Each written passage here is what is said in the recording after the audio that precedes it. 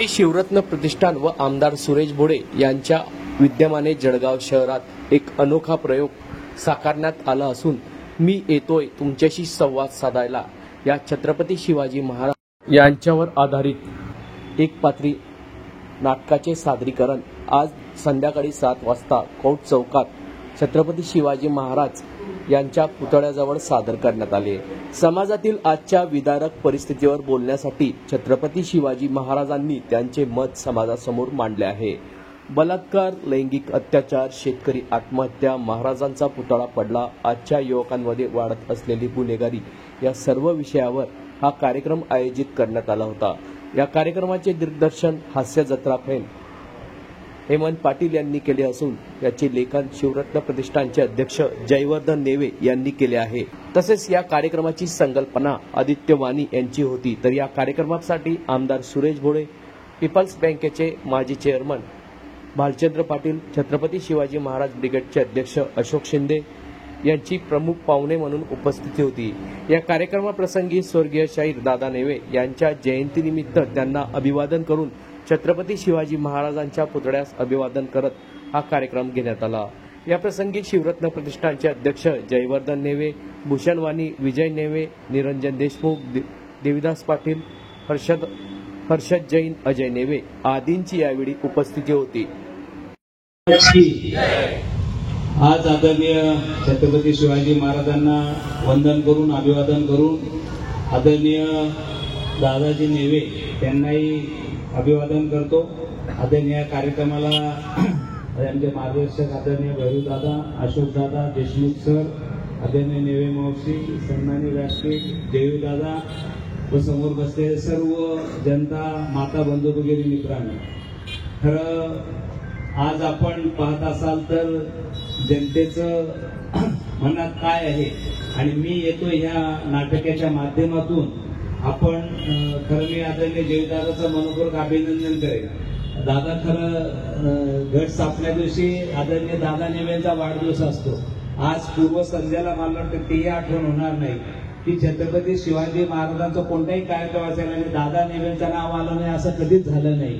मला वाटतं नक्कीच दादांची कमी आम्हाला जाणवते, पण ती आदरणीय देवदादांनी नक्कीच ती भरून काढलेली आहे आणि नक्कीच सामाजिक क्षेत्रात मग कोणतेही काम असेल त्या कामामध्ये पुढाकार घेऊन मला वाटतं स्वच्छता अभियान असेल, सोशल वर्किंग मध्ये सतत पुढाकार घेऊन म्हटलं शिवाजी महाराजांचे सुद्धा या नाटकाच्या माध्यमातून 14 मिनिटाचं नाटक आणि या 14 मिनिटाच्या नाटकामध्ये आदरणीय नक्कीच आपल्या भावना त्यांनी मांडण्याचा प्रयत्न करणार आहे। मी आपल्या सर्वांना खूप खूप शुभेच्छा देतो आणि हीच विनंती करतो की कदाचित समाजात काम करत असताना कोणी पद देऊ न देऊ, पण छत्रपती राजांनी खरं आम्हाला मावळा हे जे पद दिलेले हे कोणी काढू शकत नाही।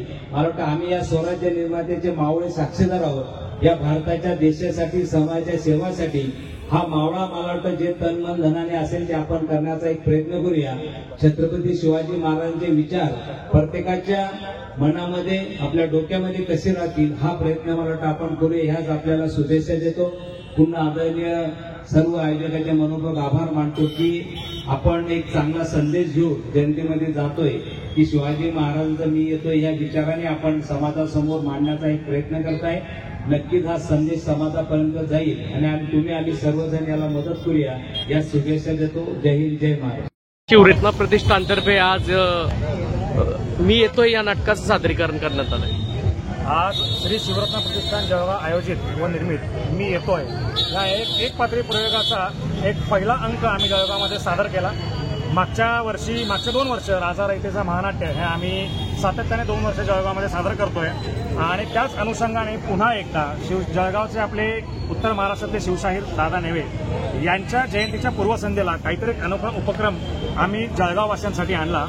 मी येतोय तुमच्याशी संवाद साधायला हा छत्रपती शिवाजी महाराजांचा एक कार्यक्रम आपण जळगावमध्ये केला। आजच्या समाजातील विदारक परिस्थिती, शेतकरी आत्महत्या, महिलांवरचे वाढते अत्याचार या संबंधी असलेला संबंध विदारक परिस्थिती जी होत आहे, जी महाराष्ट्रात घडत आहे, त्या संबंधी महाराजांना काय वाटतंय आणि महाराजांचं मत या संबंधी काय असेल यासाठीचा उपक्रम आज आम्ही शिवरत्न प्रतिष्ठानच्या माध्यमातून केलेला आहे।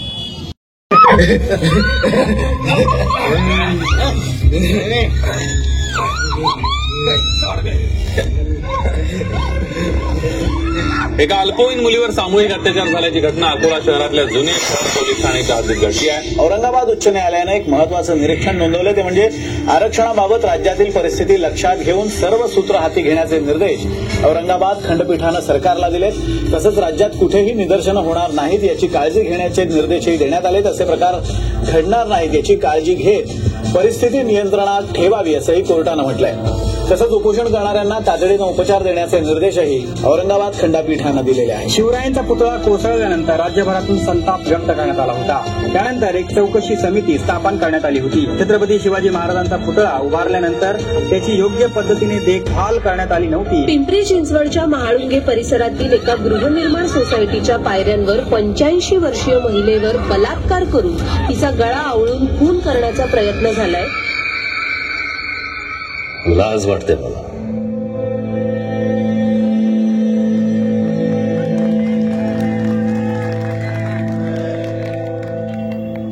लाज वाटते मला या सगळ्या गोष्टींची.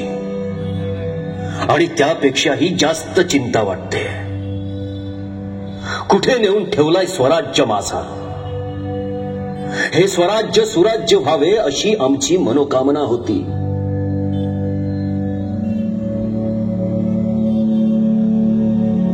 पण ती अजूनही पूर्ण होताना दिसत नाहीये. जगदंब जगदंब.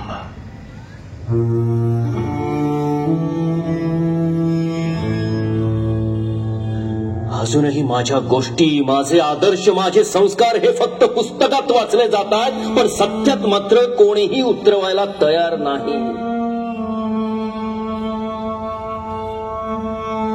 शिवाजी जन्माला यावा, पण तो शेजारच्यांच्या घरात. लाज वाटते मला या वाक्याची. जगदंब जगदंब.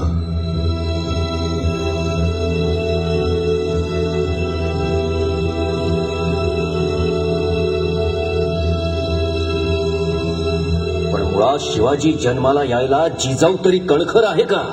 आजची जिजाऊ संध्याकाळी 7 वाजता टीव्ही मोबाईल समोर असते. ती रात्री 11 पर्यंत हलत देखील नाही. तिचे शहाजी घरी येऊन गेले, जेवले तरी तिला पर्वा नाही. हे कसलं बाईपण? जिजाऊ अशाने घडत नसतात.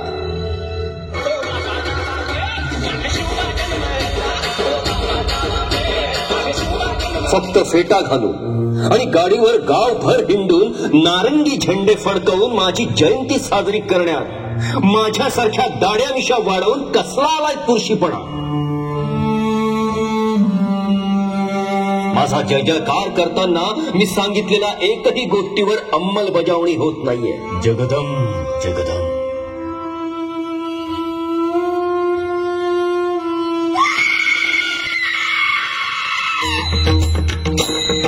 या राज्यात महिलांना सन्मानाची वागणूक नाही. अपमान, छळ, अत्याचार याचसाठी आम्ही म्हटले होते का की स्त्री ही देव्हाऱ्यातली देवता आहे. लहान मुलांवर अत्याचार करायची हिम्मत होतेच कशी तुमची?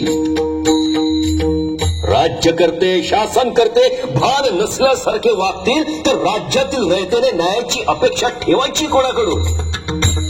जगदंब.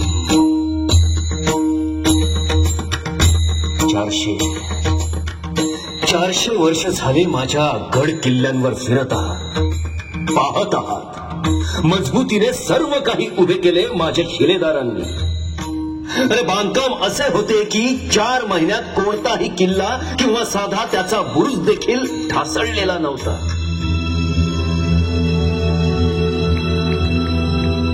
आणि आज आम्ही काय पाहतोय?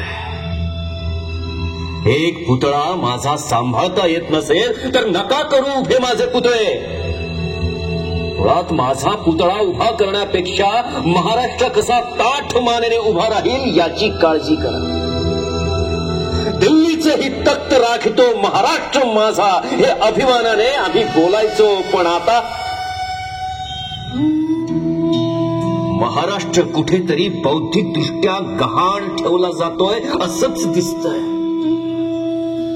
आजचा युवक भरकटलेल्या विचारांचा झालाय. चांगली विचारसरणी संपली की काय अशी भीती वाटत असते मला.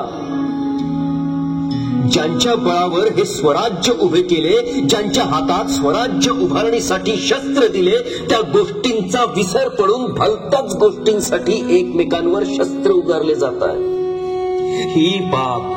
ही बाब वेदनादायी ठरते.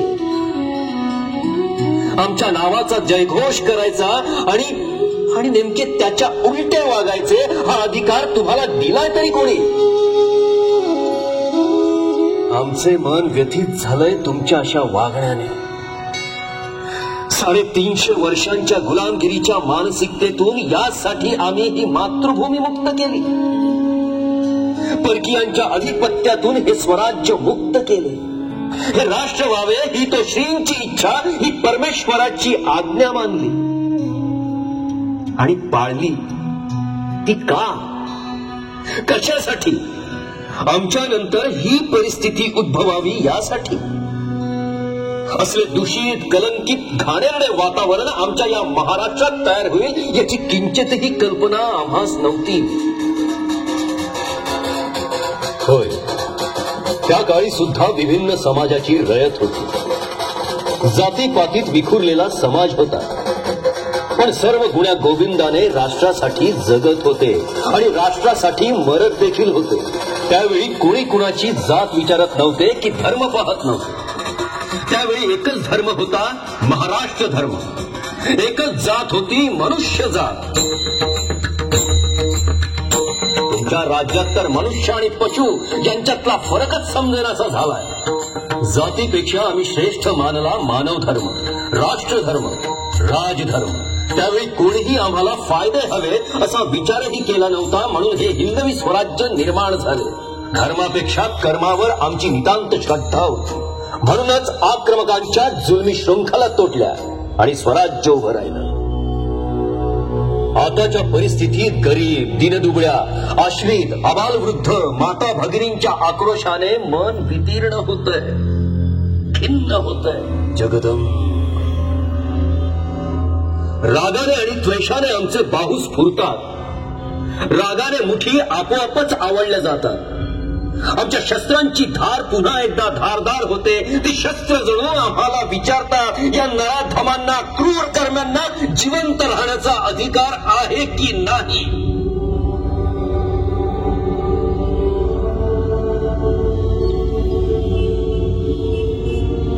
खरे तर गुन्हा घडायलाच नको याची काळजी कोण घेणार? गुन्हेगाराला पाप करायची, गुन्हा करायची हिम्मतच व्हायला नको. त्याच्यावर वचक असावा, पण तो कोण ठेवणार? शासन करताच जर दिशाहीन असेल आणि त्याच्या मनात पाप असेल तर या रयतेची काळजी घेणार तरी कोण? स्वार्थाने मन जेव्हा बोथट होते त्यावेळी ते मन फक्त मृतप्राय समजले जाते आणि या मेलेल्या मनाकडून तरी काय अपेक्षा करणार? राजकारण, समाजकारण आणि अर्थकारण यांच्या त्रिसूत्रीतूनच विकासाची वाटचाल यशस्वी ठरते हे समजायला हवे आणि कळायला हवे. खोटे विरुद्ध मिरवण्यात कसला आलाय पुरुषार्थ? स्वार्थापोटी दुसऱ्यांचे पोट मारण्याची संख्या झपाट्याने वाढते आमच्या महाराष्ट्रात. आज आपला समाज हा रसा तळाला जातोय, जातीपातीत विखुरला जातोय. याचं भानही आमच्या युवकाला आणि समाजातील प्रत्येक घटकाला नाही. याचं शल्य आमच्या मनाला बोचतंय. जगदंब, माणूस माणसातलं देवत्व कधी समजणार? ते कधी कळणार त्याला? पण ते समजायलाही स्वतःतील माणूस जिवंत असावा लागतो. या महाराष्ट्राचा मी उभं केलेलं स्वराज्याचं नेतृत्व चांगल्या पद्धतीने पुढे नेणारा आणि त्याच्या नेतृत्वाची खरी कसोटी लागणारा असा एकही राज्यकर्ता मी पाहिलेला नाही. स्वयंघोषित नेतृत्व हे तकलादू आणि घातकच ठरतं. आपण एकमेकांना आदर्श परंपरा सांगत असतो, पण त्या परंपरेचे पाईक होण्याची कोणाचीही तीळ मात्र ही इच्छा नाही. रयतेच्या भाजीच्या देठालाही हात लावू नका असा हुकूम आमच्या सैन्याला असायचा आणि त्याचं तंतोतंत पालन व्हायचं. म्हणून त्यावेळेला शेतकरी आणि तमाम रयत ही सुखी असायची. पण आज हे घडताना मी कुठेही पाहत नाही. स्वराज्याचा पोशिंदा हा एकतर आत्महत्या करतोय किंवा कर्जबाजारी होऊन बेहाल होतोय किंवा अशिक्षितच राहतोय म्हणून याकडे कोणाचेच लक्ष नाही. स्पर्धा आणि स्वार्थ या मागे सगळ्यांना पळायचंय, पण पळता पळता आपण काय मागे सोडून जातोय याचं भान देखील कोणाला उरलेलं नाही याचीच खंत वाटते. बेभान होऊन घेतलेला कोणताही निर्णय हा कधीच यशस्वी होत नसतो ही आमची शिकवण खूप लवकर तुम्ही विसराल हे कदापिही वाटले नव्हते. पण आजच्या पिढीमध्ये संवादच उरलेला नाही आणि संवाद नसेल तर विसंवाद होतो हे मात्र तुम्हाला नवीन सांगायला नको.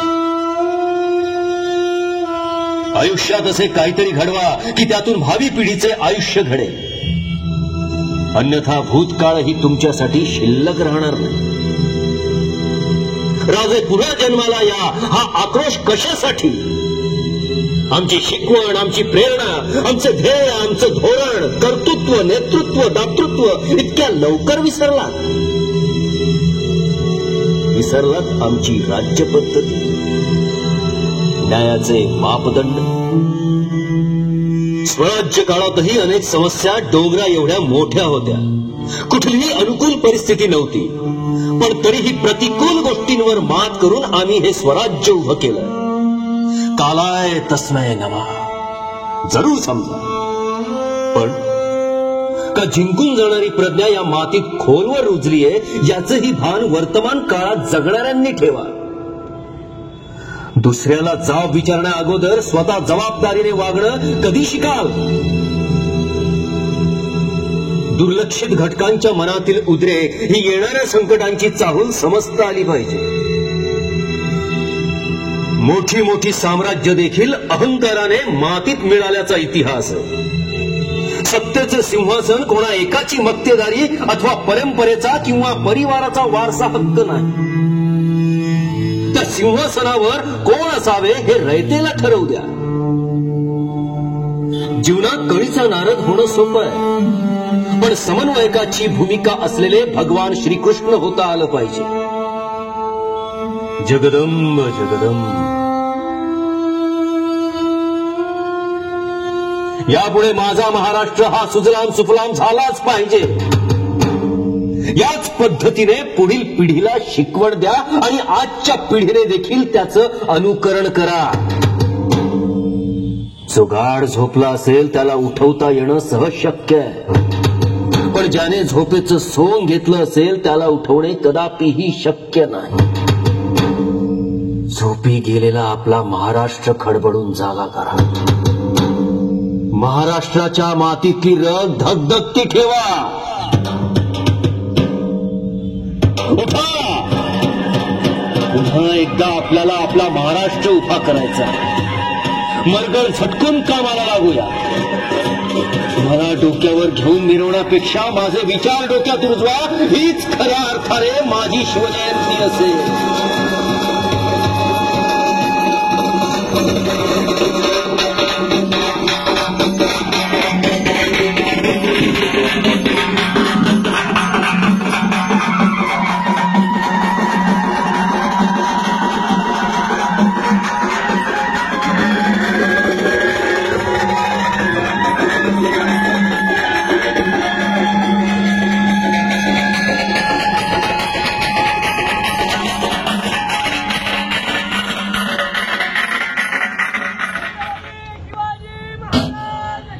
जय